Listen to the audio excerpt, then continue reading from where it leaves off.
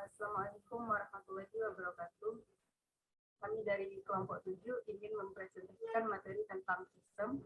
Sebelumnya, saya akan memperkenalkan anggota kelompok. Yang pertama saya sendiri, Triwidia dan Eka Oktasari.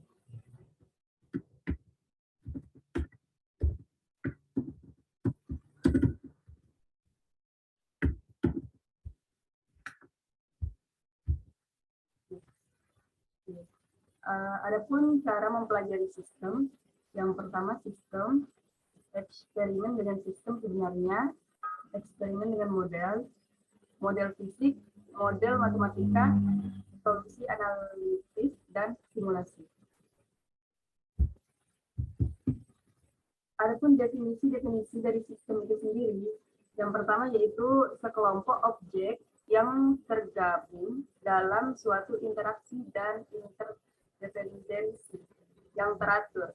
Sistem dibedakan menjadi dua tipe. Yang pertama sistem deskriptif dan sistem kontinu. Model yaitu penyederhanaan dari sistem yang akan dipelajari, sedangkan simulasi yaitu suatu prosedur kuantitatif yang menggambarkan sebuah sistem dengan mengembangkan sebuah model dari sistem tersebut dan melakukan sederetan uji coba untuk memperkirakan perilaku sistem pada kurun waktu tertentu.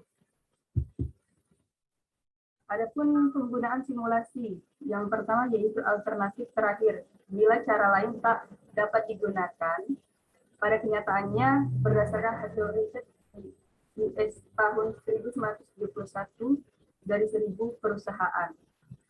20% paling banyak menggunakan teknik simulasi, 21% menggunakan linear programming, 2% menggunakan inventory, dan sisanya menggunakan berbagai teknik lain. Mengapa perlu simulasi? Yang pertama simulasi adalah satu-satunya cara yang dapat digunakan untuk mengatasi masalah jika sistem nyata sulit diamati secara langsung. Contoh, jalur penerbangan pesawat ruang angkasa atau satelit. Yang kedua, solusi analitik tidak bisa dikembangkan karena sistem sangat kompleks. Yang ketiga, pengamatan sistem secara langsung tidak dimungkinkan karena sangat mahal, memakan waktu yang terlalu lama, akan merusak sistem yang sedang berjalan.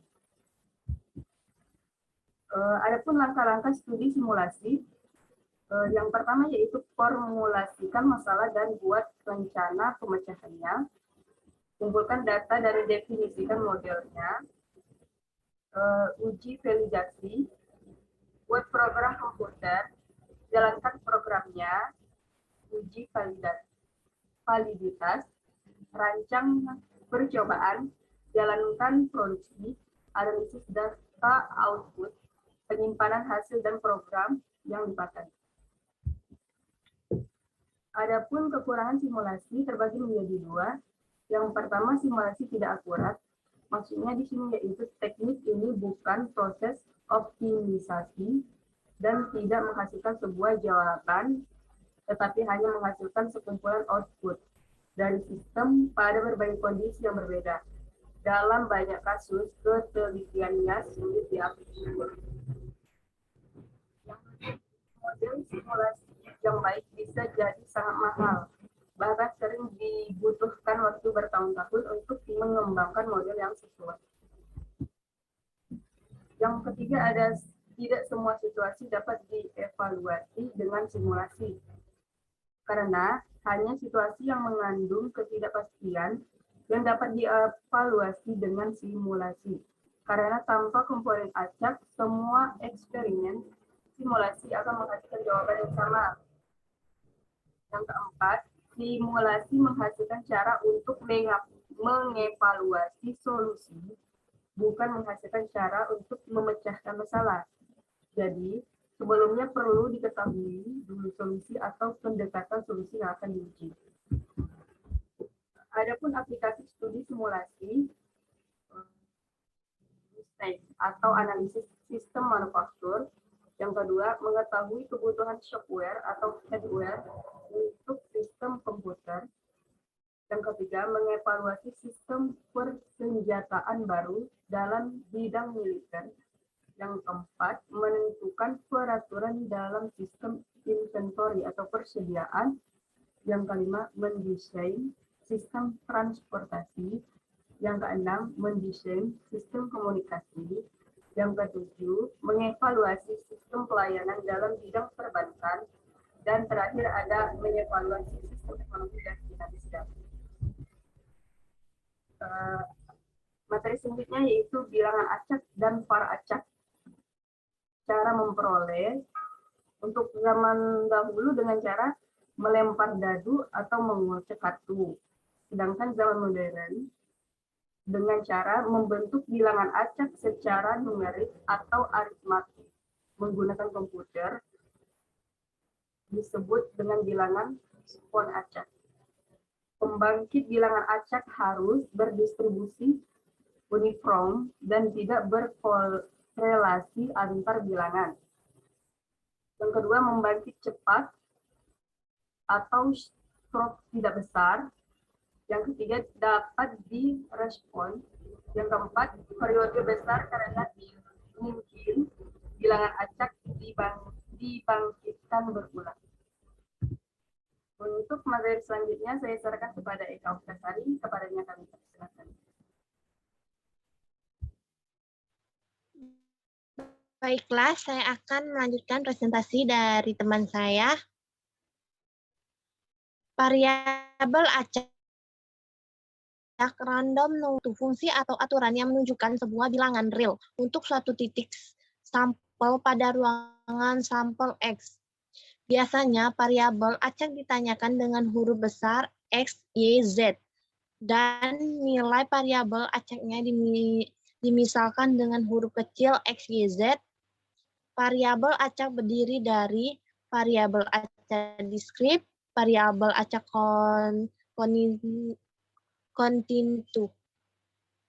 Validasi dan verifikasi model, salah satu masalah tersulit yang dihadapi oleh seorang analisis simulasi adalah mencoba untuk menentukan apakah sebuah model simulasi merupakan representasi yang akurat dan sistem aktualnya. Validasi menentukan apakah sebuah model simulasi merupakan representasi yang akurat dan sistem aktualnya. Verifikasi menentukan apakah sebuah program komputer simulasi sesuai dengan tujuannya. Prinsip pemodelan simulasi valid.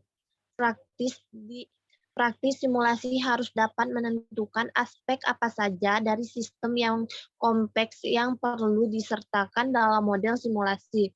Petunjuk umum dalam menentukan tingkat detailnya yang diperlukan dalam model simulasi. Hati-hati dan mendefinisikan model-model tidak valid secara universal. Manfaatkan pakar dan analisis sensitivitas untuk membantu menentukan tingkat kedetailannya model. Teknik verifikasi program. Teknik 1. Buatlah dan debug program komputer dalam modul atau subprogram.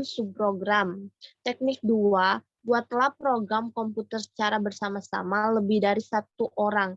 Teknik 3. Menjalankan simulasi dengan berbagai variasi parameter input dan memeriksa apakah outputnya reasonable. Teknik 4. Melakukan track. Teknik ini merupakan salah satu teknik yang powerful yang dapat digunakan untuk mendebug program simulasi event diskrit. Teknik 5, model sebaiknya dapat dijalankan jika memungkinkan dengan asumsi sederhana. Teknik 6, untuk beberapa model simulasi sebuah animasi dalam output simulasi.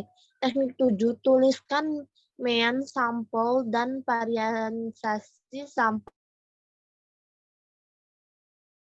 untuk setiap probabilitas distribusi input simulasi dan bandingkan dengan mean yang variasi yang diinginkan. Misalnya secara historis, teknik 8, gunakan paket simulasi.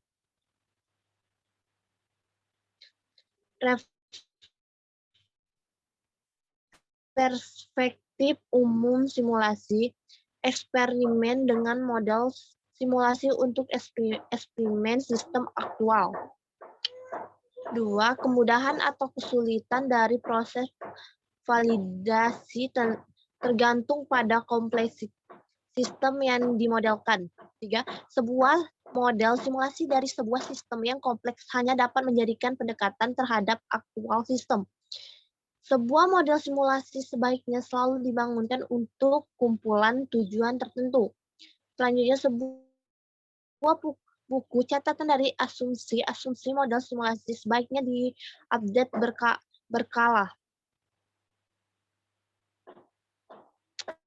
Sebuah model simulasi sebaiknya divalidasi relatif terhadap ukuran kinerja yang akan digunakan untuk pengambilan keputusan. Pembentukan model dan validasi sebaiknya dilakukan sepanjang pensimulasian. Selanjutnya, pada umumnya tidak mungkin untuk membentuk faktasi untuk statistik secara formal di antara data output model dengan data output sistem aktual. Komponen simulasi, ukuran buffer, ruang antrian, skema pelayanan, vivo, live, dan lain-lain, variabel acak dan fungsi probabilitas, pola kedatangan, selang waktu antara dua kedatangan, berurutan ekuivalen dengan waktu setiap datangan. FA, fungsi probabilitas waktu datangan, pola layanan, durasi pelayanan, fungsi probabilitas durasi pelayanan. Baiklah, itu saja dari kelompok kami. Saya ucapkan wassalamualaikum warahmatullahi wabarakatuh.